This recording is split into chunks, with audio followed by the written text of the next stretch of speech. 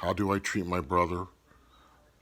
Not always the way that he treats me, that is for certain, because we are called to follow Jesus's example and Jesus's words and walk in the way of love. It's that simple. It's not easy, but it's simple. um, if someone is abusive towards me and uses harsh language, I may have to walk away, but I certainly don't return the favor or not favor by angry words, harsh words. Just the opposite. Return meanness with kindness, and you'll be surprised. You may not always get it back, but you will leave them stupefied. You really will. Um, if someone is impatient with me, I show them patience. If someone doesn't have time for me, that doesn't mean that I won't make time for them. If someone ignores me, and believe me, I have people that ignore me because they're so busy, and I understand that. But it does bother me. It does because we like to be acknowledged. We do. We like to, as human beings, we like to be acknowledged, and I'm not gonna pretend that I'm different from anyone else. We don't like to be ignored. But what I do, it doesn't mean that I ignore them and say, I'll get back at them. No. Treat them. It's a golden rule, right?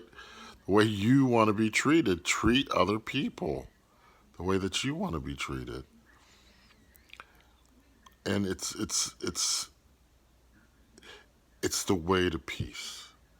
It's the way to absolute peace. If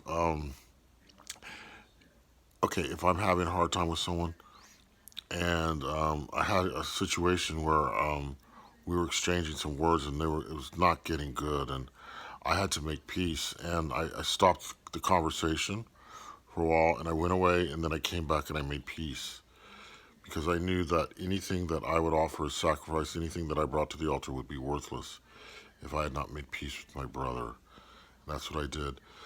I can't harbor feelings of animosity. I can't have hatred in my heart towards anyone. I don't care who it is, because not only is it going to destroy my relationship with Jesus, it's going to eat away at my soul, my spirit. Walk in love, walk in kindness, walk in peace. Don't be hurling names. Don't be saying, oh, that dumb person, that dummy, this dummy, that dummy. Try to understand that not everyone has what we have, and that they need to be pitied, if anything. Name calling is just no good. Feeling superior, feeling better than everyone else, this is a lie. It's a lie, because we're all sinners. We're all, except for the grace of God, we'd all be in the same place. So it's just by grace alone. So I work on it all the time. I often give the opposite of what I get, because sometimes it's mean, it's petty, it's hateful, and they're coming from a bad place. We have to always come from a good place. Because we come, we represent Jesus, and Jesus lives in us.